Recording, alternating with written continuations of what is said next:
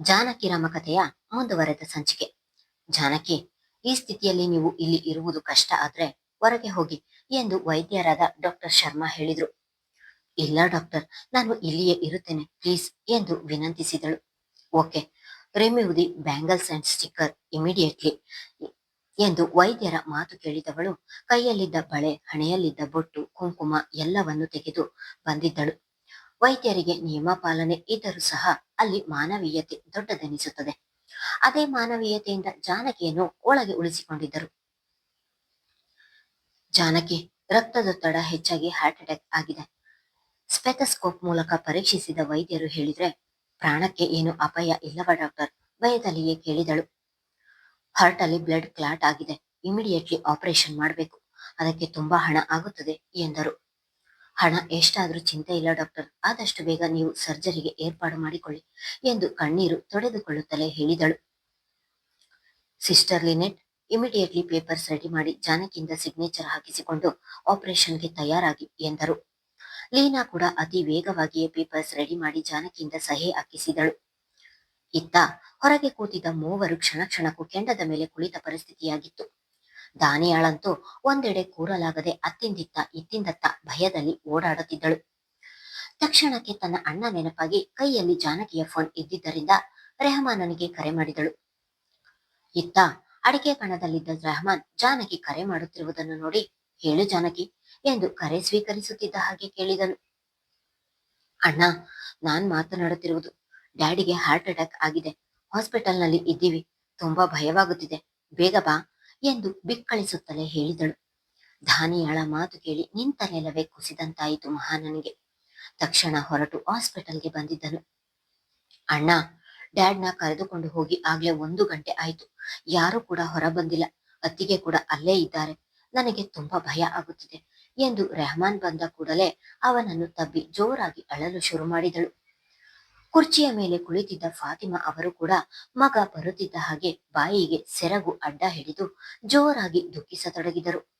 ಅವರ ಬಳಿ ಹೋದವನು, ಏನು ಆಗಲ್ಲ ಮಾಮ್, ಡ್ಯಾಡ್ ಹುಷಾರಾಗ್ತಾರೆ, ಧೈರ್ಯದಿಂದ ಇರಿ ಎಂದು ತನ್ನ ಮನದಲ್ಲಿದ್ದ ಭಯವನ್ನು ಮರೆಮಾಚಿ ಅವರಿಗೆ ಧೈರ್ಯ ತುಂಬಿದವನು ಎಮರ್ಜೆನ್ಸಿ ವಾರ್ಡಿನ ಬಾಗಿಲ ಬಳಿಯಲ್ಲಿಯೇ ನಿಂತು ಕಾಯತೊಡಗಿದನು.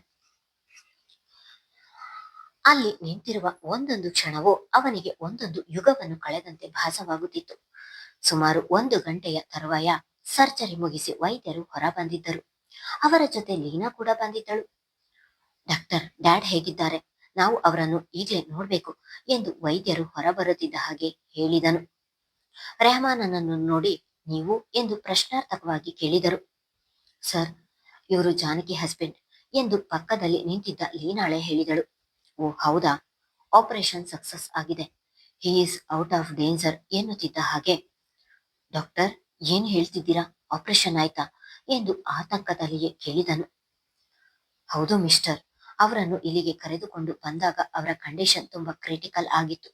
ಆಪರೇಷನ್ ಮಾಡುವುದು ತಡವಾಗಿದ್ದರೆ ಅವರ ಜೀವಕ್ಕೆ ಅಪಾಯವಾಗುತ್ತಿತ್ತು ಎಂದು ವೈದ್ಯರು ಹೇಳಿದ ತಕ್ಷಣ, ತುಂಬಾ ಥ್ಯಾಂಕ್ಸ್ ಡಾಕ್ಟರ್, ಇಂದು ನಮ್ಮ ಪಾಲಿಗೆ ದೇವರಾಗಿದ್ದೀರಾ ಎಂದು ಅವರ ಕೈ ಹಿಡಿದು ಹೇಳಿದನು. ಇಲ್ಲಿ ನನ್ನ ಕರ್ತವ್ಯವನ್ನು ನಾನು ಮಾಡಿದ್ದೇನೆ, ಆದ್ರೆ ಎಲ್ಲಾ ಜವಾಬ್ದಾರಿಯನ್ನು ತನ್ನ ಮೇಲೆ ಹಾಕಿಕೊಂಡು ಮುಂದೆ ನಿಂತು ಜಾನಕಿಯೇ ಈ ಆಪರೇಷನ್ ಮಾಡಿಸಿದ್ದು, ಈ ಎಲ್ಲಾ ಕ್ರೆಡಿಟ್ ನಿಮ್ಮ ಹೆಂಡತಿಗೆ ಸೇರ್ಬೇಕು ಎಂದರೆ ವೈದ್ಯರ ಮಾತು ಕೇಳಿದವನಿಗೆ ಹೆಂಡತಿಯನ್ನು ನೋಡುವ ತುಡಿತ ಹೆಚ್ಚಾಗಿತ್ತು. ಡಾಕ್ಟರ್, ಈಗ ಡ್ಯಾಡಿಯನ್ನು ನೋಡಬಹುದಾ? ಅವರನ್ನು ಇವತ್ತು ಯಾರು ನೋಡಲಾಗುವುದಿಲ್ಲ, ನಾಳೆ ವಾರ್ಡಿಗೆ ಶಿಫ್ಟ್ ಮಾಡಿದ ಮೇಲೆ ನೋಡ್ಬೇಕು ಎಂದು ಹೇಳಿ ವೈದ್ಯರು ಅಲ್ಲಿಂದ ಹೊರಟಿದ್ದರು. ರೆಹಮಾನ್ ಕಣ್ಣಂಚಲಿನ ನೀರು ನೋಡಿ, ಅಣ್ಣ ಹೆದರಬೇಡಿ, ನಿಮ್ಮ ತಂದೆಗೆ ಸರಿಯಾದ ಸಮಯಕ್ಕೆ ಚಿಕಿತ್ಸೆ ನೀಡಿದ್ದರಿಂದ ಪ್ರಾಣಾಪಾಯದಿಂದ ಪಾರಾಗಿದ್ದಾರೆ, ಈಗ ಏನು ತೊಂದರೆ ಇಲ್ಲ ಎಂದರೆ, ಲೀನಾ ಜಾನಕಿಯಲ್ಲಿ ಎಂದನು. ಜಾನಕಿ ಈ ಸ್ಥಿತಿಯಲ್ಲಿರುವುದನ್ನು ನಾನು ಎಂದಿಗೂ ನೋಡಿರಲಿಲ್ಲ ಅಣ್ಣ, ಹೆದರಿ ತುಂಬಾ ಅಳುತ್ತಲಿದ್ದಳು. ಅವಳನ್ನು ನೋಡಿ ನಾನೇ ಹೆದರಿದ್ದೆ, ಸುಸ್ತಾಗಿ ಒಳಗೆ ಕೂತಿದ್ದಾಳೆ, ಬರ್ತಾಳೆ ಎಂದವಳು. ಅಣ್ಣ, ಇನ್ನೊಂದು ವಿಷಯ, ಇಲ್ಲಿ ಮೊದಲು ಹಣ ಕಟ್ಟಿಸಿಕೊಳ್ಳದೆ ಯಾವ ಆಪರೇಷನ್ ಕೂಡ ಮಾಡುವುದಿಲ್ಲ, ಆದ್ರೆ ಇಲ್ಲಿ ಜಾನಕಿ ಕೆಲಸ ಮಾಡಿದ್ದರಿಂದ ಅವಳ ಮೇಲಿನ ನಂಬಿಕೆಯಿಂದ 1 ರೂಪಾಯಿ ಹಣ ತೆಗೆದುಕೊಳ್ಳದೆ ಮೊದಲು ಆಪರೇಷನ್ ಮಾಡಿದ್ದಾರೆ, ಆದಷ್ಟು ಬೇಗ ಕೌಂಟರ್ನಲ್ಲಿ ವಿಚಾರಿಸಿ ಹಣ ಕಟ್ಟಿ ಎಂದಳು. ಹಾ, ಈಗಲೇ ಕಟ್ತೀನಿ ಲೀನಾ ಎಂದನು. ಲೀನಾ ಕೂಡ ಸುಸ್ತಾಗಿದ್ದರಿಂದ ಅಲ್ಲಿ ನಿಲ್ಲದೆ ಹೋಗಿದ್ದಳು. ವೈದ್ಯರ ಮಾತು ಕೇಳಿದ ಎಲ್ಲರೂ ನೆಮ್ಮದಿಯ ನಿಟ್ಟುಸಿರು ಬಿಟ್ಟಿದ್ದರು.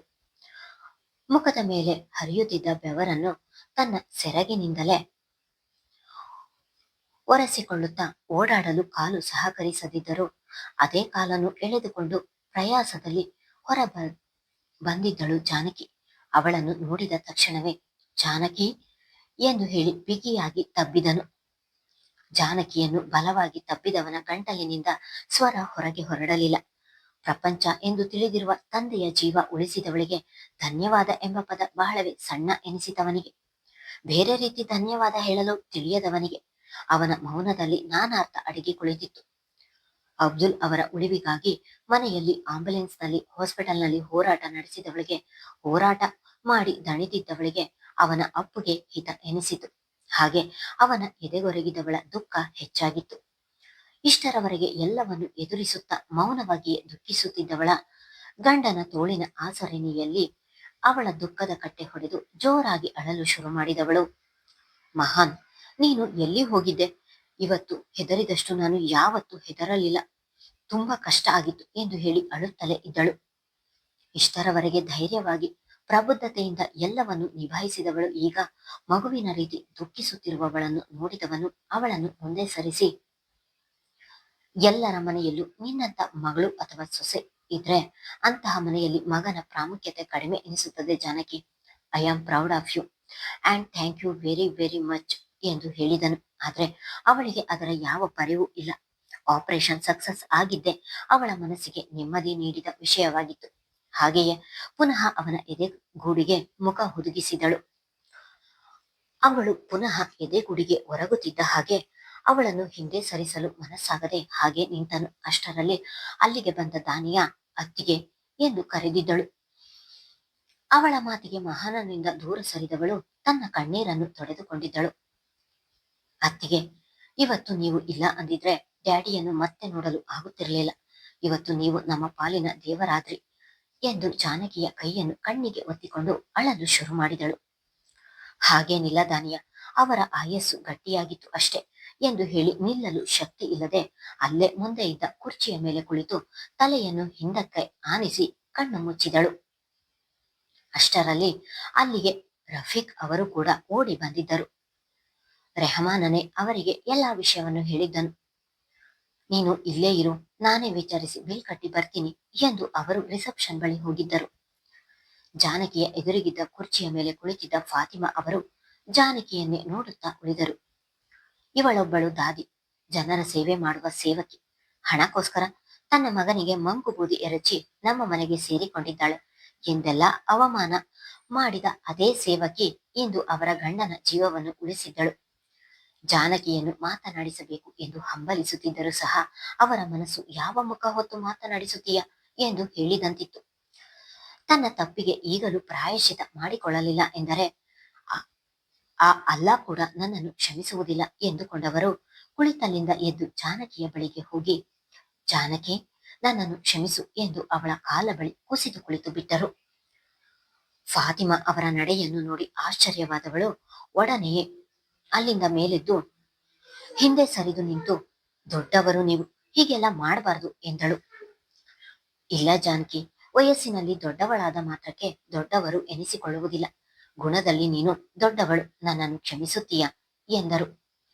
ಮಾಮ್, ಏನಿದು? ಇದು ಹಾಸ್ಪಿಟಲ್, ಏಳಿ ಮೇಲೆ ಎಂದು ಅವರ ಭುಜ ಹಿಡಿದು ಮೇಲೆ ಇಳಿಸಿದನು ರೆಹಮಾನ್. ಇಲ್ಲ ಮಹಾನ್, ಇವಳಿಗೆ ಹೆಜ್ಜೆ ಹೆಜ್ಜೆಗೂ ಅವಮಾನ ಮಾಡುತ್ತಲೇ ಬಂದೆ. ಇವಳ ಒಳ್ಳೆಯತನವನ್ನು ನಾನು ಅರ್ಥ ಮಾಡಿಕೊಳ್ಳದೆ ಸೋತು ಹೋದೆ. ಸೇವಕಿ ಎಂದು ತುಂಬಾ ಅವಮಾನ ಮಾಡಿದೆ. ಆದ್ರೆ ಇಂದು ಇವಳಿಂದ ನನ್ನ ಗಂಡನ ಪ್ರಾಣ ಉಳಿಯಿತು ಎಂದು ಮಗನನ್ನು ಹಿಡಿದು ಹೇಳಿದರು. ಅಕ್ಕ, ಜಾನಕಿ ಅದನ್ನೆಲ್ಲ ಮರೆತಿದ್ದಾಳೆ. ನೀವ್ಯಾಕೆ ಇಷ್ಟೊಂದು ನೋವು ಪಡ್ತಿದ್ದೀರಾ? ಸಮಾಧಾನ ಮಾಡಿಕೊಳ್ಳಿ ಎಂದು ನಗ್ಮಾ ಅವರು ಸಮಾಧಾನ ಮಾಡುತ್ತಿದ್ದರು. ಚಿಕ್ಕತ್ತೆ, ಇವರನ್ನು ಮತ್ತು ಧಾನ್ಯಾಳನ್ನು ಕರೆದುಕೊಂಡು ನೀವು ಮನೆಗೆ ಹೋಗಿ, ನಾವು ಇಲ್ಲಿ ನೋಡಿಕೊಳ್ಳುತ್ತೇವೆ ಎಂದ ತಕ್ಷಣ ಜಾನಕಿ ನಗ್ಮಾಳನ್ನು ಬಾಯಿ ತುಂಬ ಚಿಕ್ಕತ್ತೆ ಎನ್ನುವ ಹಾಗೆ, ನನ್ನನ್ನು ಅತ್ತೆ ಎಂದು ಕರೆಯುತ್ತೀಯ ಎಂದು ಮನವಿ ಮಾಡಿದ ರೀತಿ ನೋಡಿದವಳಿಗೆ ಅವಳ ಒಡಲಿನಲ್ಲಿ ಸಂಕಟ ಶುರುವಾಯಿತು. ಇಲ್ಲಿ ಎಲ್ಲರೂ ನನ್ನನ್ನು ಹೀಗೆ ಹಚ್ಚಿಕೊಳ್ಳುತ್ತಿದ್ದಾರೆ. ಮುಂದೊಂದು ದಿನ ನಾನು ಈ ಮನೆಯನ್ನು ಬಿಟ್ಟು ಹೋದಾಗ ಇವರು ನನ್ನನ್ನು ನೆನೆದು ಅದೆಷ್ಟು ದುಃಖ ಪಡಬಹುದು. ಈಗ ನಾನು ಅತ್ತೆ ಎಂದು ಕರೆಯಲಿಲ್ಲ ಎಂದರೆ ಇನ್ನಷ್ಟು ನೊಂದುಕೊಳ್ಳುತ್ತಾರೆ ಎಂದು ಯೋಚಿಸಿದವಳು ರೆಹಮಾನನ ಮುಖ ನೋಡಿದರೆ ಹಾಗೆ ಕರಿ ಎನ್ನುವಂತೆ ಕಣ್ಣಿನಲ್ಲಿ ಸೂಚನೆ ನೀಡಿದನು ಅವನು. ಅತ್ತೆ, ನಿಮ್ಮನ್ನು ಅತ್ತೆ ಎಂದು ಕರೆಯಲು ನನಗೆ ಯಾವ ತೊಂದರೆಯೂ ಇಲ್ಲ, ಮುಜುಗರವೂ ಇಲ್ಲ. ನಾನು ಹಾಗೆ ಕರೆಯುವುದರಿಂದ ನಿಮಗೆ ಸಂತೋಷವಾಗುತ್ತದೆ ಎಂದರೆ ಹಾಗೆ ಕರೆಯುತ್ತೇನೆ ಎಂದು ಮನಸ್ಫೂರ್ತಿಯಿಂದ ಹೇಳಿದಳು. ಅವಳ ಮಾತು ಕೇಳಿದ ಎಲ್ಲರಿಗೂ ಸಂತೋಷವಾದರೆ ಆಗ ತಾನೇ ಅಲ್ಲಿಗೆ ಬಂದ ರಫೀಕ್ ಅವರಿಗೆ ಒಡಲಾಳದಲ್ಲಿ ನೋವು ಶುರುವಾಯಿತು. ಇನ್ನೊಂದು ಸ್ವಲ್ಪ ದಿನದಲ್ಲಿ ಇಬ್ಬರು ಬೇರೆಯಾಗುತ್ತಾರೆ. ಅಂಥದ್ರಲ್ಲಿ ಯಾರಿಗೂ ತಿಳಿಯದೆ ಇವಳನ್ನು ಎಲ್ಲರೂ ಹಚ್ಚಿಕೊಳ್ಳುತ್ತಿದ್ದಾರೆ. ಜಾನಕಿ ಈ ಮನೆಯನ್ನು ಬಿಟ್ಟು ಹೋದ ನಂತರ ನೀವುಗಳು ಹೇಗೆ ಸಹಿಸುತ್ತಿರೋ ಗೊತ್ತಿಲ್ಲ ಎಂದು ಮನದಲ್ಲಿ ಹೇಳಿಕೊಂಡಿದ್ದರು. ಅಷ್ಟರಲ್ಲಿ ಅಲ್ಲಿಗೆ ನಯನ, ಅರ್ಜುನ್ ಹಾಗೂ ವಿಕ್ರಮ್ ಕೂಡ ಬಂದಿದ್ದರು. ನಯನ ರೆಹಮಾನನನ್ನು ಮಾತನಾಡಿಸಿದರೆ ವಿಕ್ರಮ್ ಹೋಗಿ ಅಕ್ಕ, ಮಾವ ಹೇಗಿದ್ದಾರೆ ಎಂದು ಜಾನಕಿಯನ್ನು ಮಾತನಾಡಿಸಿದನು.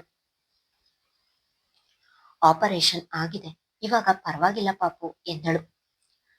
ಕುರ್ಚಿಯ ಮೇಲೆ ಕುಳಿತಿದ್ದ ದಾನಿಯಾಳನ್ನು ನೋಡಿದ ವಿಕ್ರಮ್ ಅವಳನ್ನು ಮಾತನಾಡಿಸಬೇಕು ಎನಿಸಿದರೂ ಕೂಡ ಹಾಗೆ ಸುಮ್ಮನಾದನು. ದಾನಿಯಾ ಕೂಡ ವಿಕ್ರಮ್ ತನ್ನನ್ನು ಮಾತನಾಡಿಸುತ್ತಾನೆ ಎಂದು ತಿಳಿದಿದ್ದಳು. ಆದರೆ ಅವಳ ಯೋಚನೆ ಸುಳ್ಳಾಗಿತ್ತು. ಅಂದು ಜಾನಕಿಯು ಸಹ ನಾನು ಇಲ್ಲೇ ಉಳಿಯುತ್ತೇನೆ ಎಂದರೂ ಕೇಳದ ರೆಹಮಾನ್ ಬಲವಂತ ಮಾಡಿ ಎಲ್ಲರನ್ನು ಮನೆಗೆ ಕಳುಹಿಸಿ ಒಬ್ಬನೇ ಹಾಸ್ಪಿಟಲ್ನಲ್ಲಿ ಉಳಿದನು. ಮುಂದುವರಿಯುವುದು. ಧನ್ಯವಾದಗಳು.